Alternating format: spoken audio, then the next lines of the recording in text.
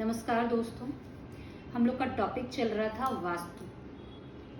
अब आज बात कर रहे हैं हम लोग वास्तु की दिशाओं पर और वास्तु का ग्रहों से संबंध। तो वास्तु में सबसे पहले जो भी आपका घर है वो या तो आयताकार होना चाहिए या चौकोर होना चाहिए। गोमुखी हो सकता है, आगे से सकरा और पीछे से चौड़ा, गौमुखी। पर शेर के मुख जैसा नहीं होना चाहिए, आगे से चौड़ा और पीछे से सकरा, इस तरह का घर नहीं होना चाहिए। अब 4 दिशाएं जो सबसे इंपॉर्टेंट है, पूर्व, पश्चिम, उत्तर, दक्षिण, और इनके 4 कोण जो होते हैं, ईशान कोण, आग्नेय कोण, नेतृत्व कोण और वायव्य कोण, और 2 दिशाएं आकाश और पाताल को इंक्लूड करते हैं।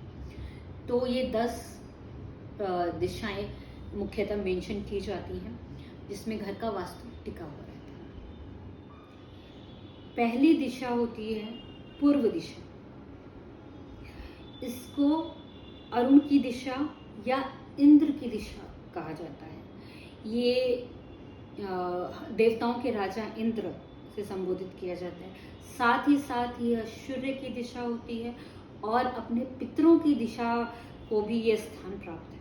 तो ये स्थान हमेशा खुला हुआ होना चाहिए जिससे सूर्य की जो भी पॉजिटिव एनर्जी है वो आपके घर में प्रॉपर आ सके।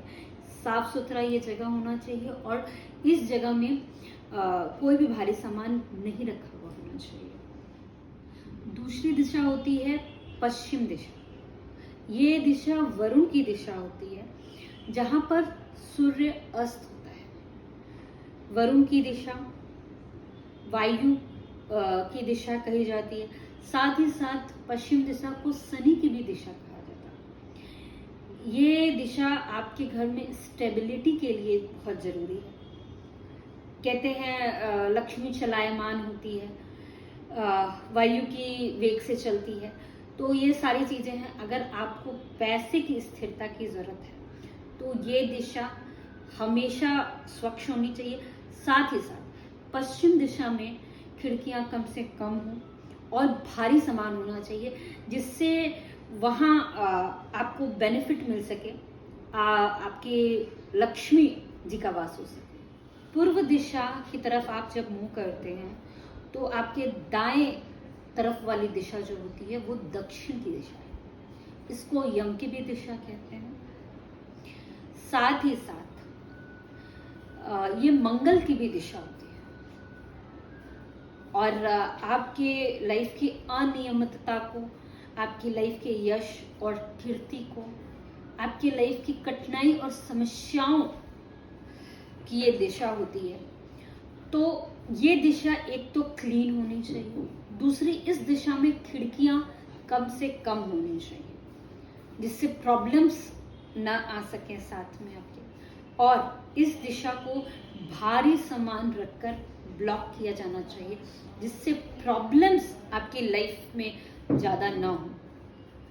पूर्व दिशा में जब आप मुंह करके खड़े होते हैं तो आपके बाएं तरफ की जो दिशा होती है वो उत्तर की दिशा होती है। अब ये दिशा आपकी प्रॉस्पेरिटी की दिशा होती है, बुध ग्रह की दिशा होती है। साथ ही साथ ये दिशा आपके कुबेर की दिशा होती है, धन के आगमन की दिशा होती है।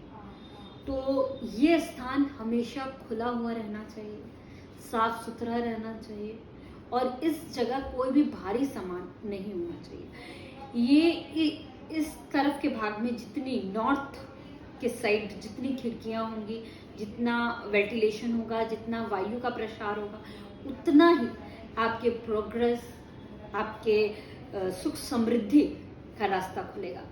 तो ये दिशा हमेशा साफ सुथरी और खुली हुई है। अब पहला कोण क्या होता है?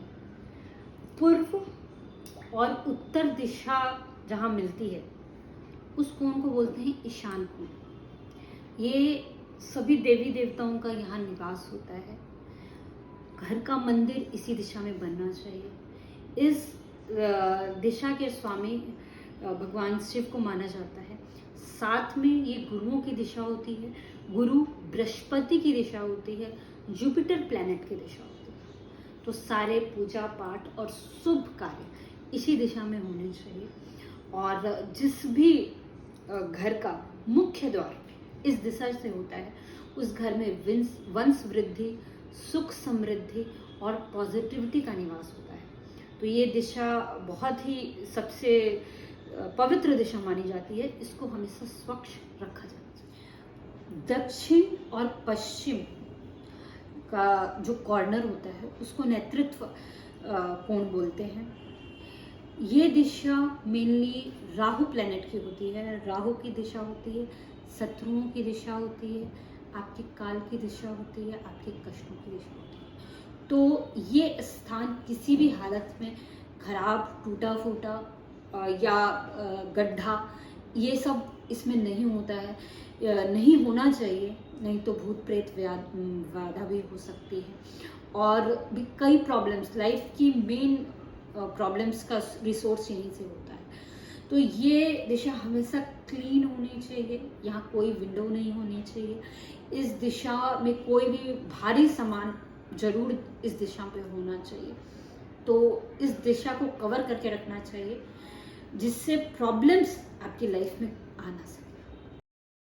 अगली दिशा है पश्चिम और उत्तर का जो मिलन का कोण होता है, वो वायव्य कोण कहलाता है। ये बहुत ही शुभ दिशा होती है, चंद्रमा की दिशा मानी जाती है। तो इस दिशा में आपके